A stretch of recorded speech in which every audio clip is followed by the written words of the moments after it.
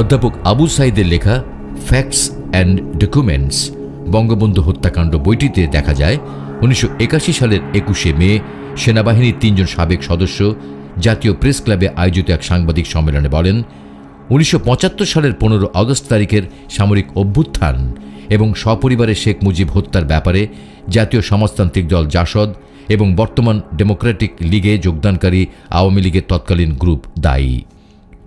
21শে মে 1981 জাতীয় প্রেস ক্লাবে আয়োজিত এই সাংবাদিক সম্মেলনে এই তথ্য প্রকাশকারী সেনাবাহিনীর 3 জন সাবেক কর্মচারীদের মধ্যে ছিলেন সাবেক নায়েক সুবেদার মোহাম্মদ জালালউদ্দিন, সহসভাপতি বিপ্লবী সৈনিক সংস্থা, সাবেক গণবাহিনী দপ্তর সম্পাদক; সাবেক নায়েক মোহাম্মদ আসাদুজ্জামান আসাদ, সদস্য বিপ্লবী সৈনিক সংস্থা।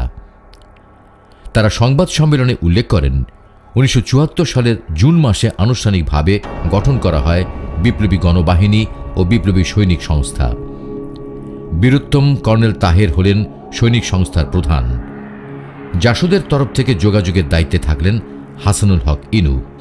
ক্যান্টনমেন্টে গোপনে গঠিত করা হতে লাগল বিপ্লবী সৈনিক সংস্থার ইউনিট। 1974 সালের নভেম্বর মাসে জাসদ দেশব্যাপী এক হরতাল আহ্বান করে এবং সরকারের সঙ্গে সশস্ত্র সংঘর্ষে লিপ্ত হওয়ার কর্মসূচি দেয়। হরতালের পূর্বদিন জাসদের অন্যতম কর্মী প্রকৌশল বিশ্ববিদ্যালয়ের অধ্যাপক নিখিল চন্দ্র সাহা বোমা বানাতে গিয়ে মারা যান।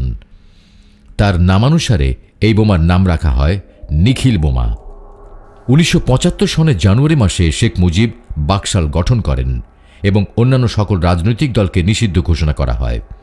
এমতাবস্থায় হীনবল ও উপায়ন্তরহীন জাসদ নেতৃত্ব শেখ মুজিবের কাছে বাকশাল যোগদানের আনুষ্ঠানিক প্রস্তাব পেশ করেন, কিন্তু শেখ মুজিব তখন ওই প্রস্তাবকে আমল দেননি। ফলে ক্ষিপ্ত হয়ে জাসদ নেতৃত্ব সেনাবাহিনীর কিছু বিক্ষুব্ধ তরুণ অফিসারের সঙ্গে সংযোগ স্থাপন করে।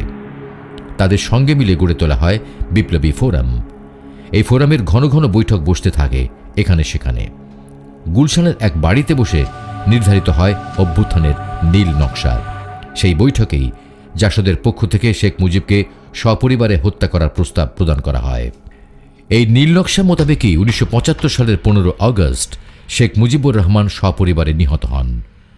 জাসদ নেতারা, বিশেষত গণবাহিনী ও বিপ্লবী সৈনিক সংস্থার নেতারা প্রকাশ্যে সেনাবাহিনীর জিপে করে ঘুরে বেড়াতে থাকেন। বাংলাদেশের প্রতিটি অঞ্চলে কুরিয়ারের মাধ্যমে পাঠিয়ে দেওয়া হয়, নির্দেশ দেওয়া হয় এই অভ্যুত্থান জাসদের সপক্ষে অভ্যুত্থান এবং এখনকার বিপ্লবী দায়িত্ব হল বিভিন্ন ফাঁড়ি ও ট্রেজারি সমূহ থেকে যতটা সম্ভব অস্ত্র ও গোলাবারুদ সংগ্রহ করা। এই নির্দেশানুযায়ী মোহাম্মদপুর ফাঁড়ি ও নারায়ণগঞ্জের একটি ফাঁড়ি প্রকাশ্য লুট করা হয় এবং লুণ্ঠিত অস্ত্রশস্ত্র তোলা হয় পিটার কাস্টারের এলিফ্যান্ট রোডস্থ বাসভবনে। পরবর্তীকালে পিটার কাস্টার্স এই অস্ত্রসহ গ্রেপ্তার হন। ভারত থেকে 24 ঘন্টার নোটিশে বহিষ্কৃত পিটার কাস্টার্সের সঙ্গে জাসদের কি সম্পর্ক ছিল তা জাসদ নেতারা কখনোই পরিষ্কার করে বলেননি। তবে জেলখানায় পিটার কাস্টার্স প্রকাশ্যেই বলে বেড়াত যে সে জাসদকে 40 লক্ষ টাকা দিয়েছে। জাসদের কেউই এর কোনো প্রতিবাদ করত না। প্রসঙ্গত উল্লেখ্য যে 15ই আগস্টের নির্দেশের পরিপ্রেক্ষিতে সারা দেশব্যাপী 3টি ফাঁড়ি লুট করা সম্ভব হয়। এছাড়াও আওয়ামী লীগের নিজেদের এই হত্যাযজ্ঞের সাথে সম্পৃক্ততার প্রমাণ পাওয়া যায় শহীদুল ইসলাম মিন্টুর সম্পাদনায় প্রকাশিত শতাব্দীর মহানায়ক বঙ্গবন্ধু শেখ মুজিবের অজানা অধ্যায় বইতে। শেখ মুজিব আওয়ামী লীগের প্রাসাদ ষড়যন্ত্রের শিকার হয়ে নিহত হয়েছিলেন। এই যুক্তি যারা দেন তারা তাদের যুক্তির পক্ষে 75-এর পরবর্তী ঘটনার উল্লেখ করেন। প্রকৃতপক্ষে কুয়ের পর যা ঘটল তা হচ্ছে খন্দকার মোশতাক পুরনো আওয়ামী লীগারদের নিয়ে সরকার গঠন করলেন। মুজিব বিরোধী অন্যান্য সংগঠনকে তিনি মন্ত্রিসভায় আমন্ত্রণ জানালেন না। মুজিবের 18 জন মন্ত্রীর মধ্যে তিনি 10 জনকে বহাল রাখলেন। প্রতিমন্ত্রীদের মধ্যে মাত্র একজন মোশতাকের মন্ত্রিসভা থেকে বাদ পড়ল।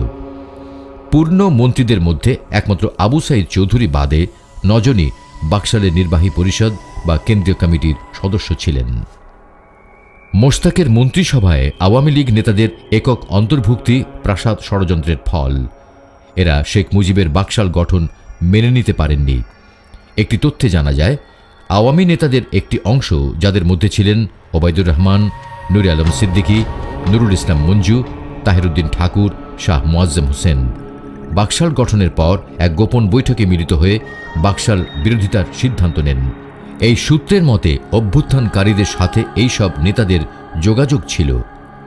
আওয়ামী লীগের সংসদীয় আমলের শেষের দিকে যিনি প্রেসিডেন্ট ছিলেন সেই মোহাম্মদ উল্লাহ স্বীকার করেছেন যে মুজিবের মন্ত্রিসভায় অনেকে বাকশাল বিরোধী ছিলেন।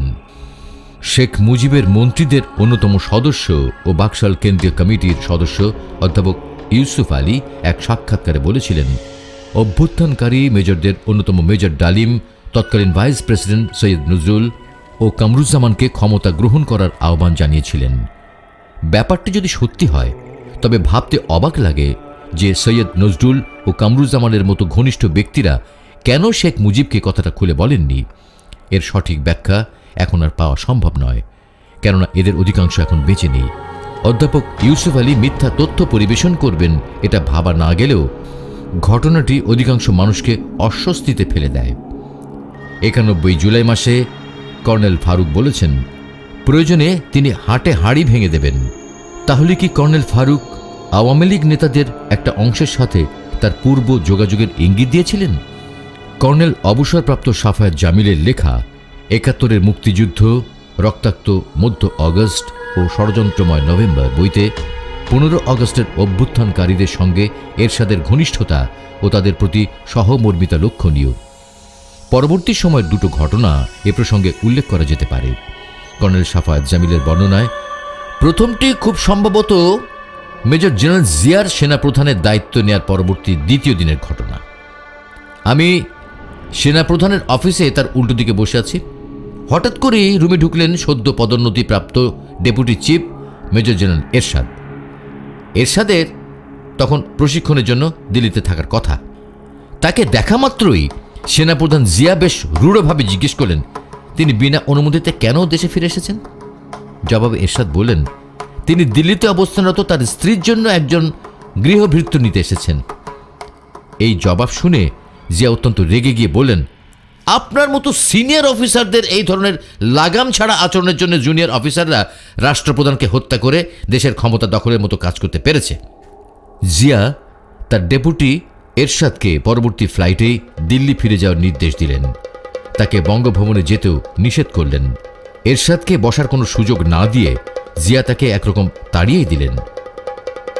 পরদিন ভোরে এরশাদ তার প্রশিক্ষণস্থল দিল্লিতে চলে গেলেন ঠিকই, কিন্তু সেনাপ্রধান জিয়ার নির্দেশ অমান্য করে রাতে তিনি বঙ্গভবনে যান।